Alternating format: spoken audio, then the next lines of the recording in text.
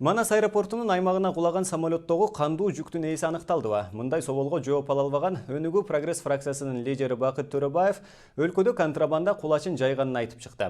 Эл өкүлү аткезчилер пайдаланган булак жалгыз гана Манас аэропорту эмес экенин белгилеп, өлкөдөгү башка да аба майдандар, чек аралар аркылуу да контрабандалык жүктөр ташылып жатканын кошумчалайт.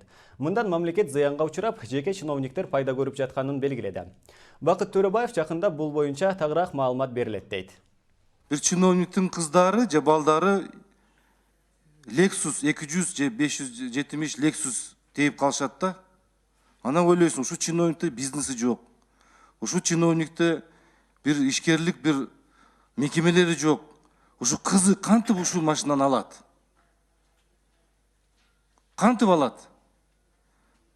Анан кийин баягы айтасын дейсин, бирок эч кандай бир натыйжалар жок. Бирок мен сизге айткам, биз тыштык урайымыз ушу боюнча аябай катуу иштеп атат, аны кийин жарыя кылат. Ар бир чиновниктен биз конкреттүү түрдө изилдөө жүргүзүп атабыз. Канча үйү бар, канча машинасы бар, канча чет мамлекеттерде мүлкү бар, ошонун баардыгын биз изилдеп атабыз. Ал кийин бир мезгил келет, биз аны жарыкка чыгарабыз.